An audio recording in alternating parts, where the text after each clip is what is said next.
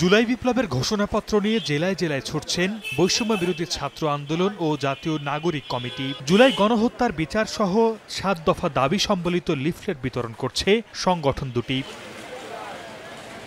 শুক্রবার সকালে সিরাজগঞ্জে যান জাতীয় নাগরিক কমিটির কেন্দ্রীয় যুগ্ম সদস্য সচিব সাইফ মুস্তাফিজ সহ কেন্দ্রীয় সদস্যরা। এ সময় শহরের ইলোট ব্রিজের পশ্চিম পাড় থেকে জুলাই বিপ্লবের ঘোষণাপত্রের লিফলেট বিতরণ কর্মসূচি শুরু হয়। নেতাকর্মীরা বিভিন্ন ব্যবসা প্রতিষ্ঠান, পথচারী সহ সাধারণ মানুষের মাঝে লিফলেট বিতরণ করেন। সঙ্গে ছিলেন বৈষম্য বিরোধী ছাত্র আন্দোলন সিরাজগঞ্জ জেলার ছাত্র প্রতিনিধিরাও।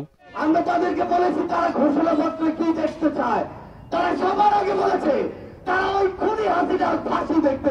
এদিকে ভোলা ইলিশা ফোয়ারা মোড়ে পথসভা করেন জাতীয় নাগরিক কমিটির মুখ্য সংগঠক সার্জিস আলম। এ সময় তিনি বলেন, পতিত আওয়ামী লীগের গোপালগঞ্জ সিন্ডিকেট ভেঙে সব ক্ষেত্রে সমতা আনতে হবে। এর জন্য সবাইকে ঐক্যবদ্ধ থাকার আহ্বান জানান তিনি।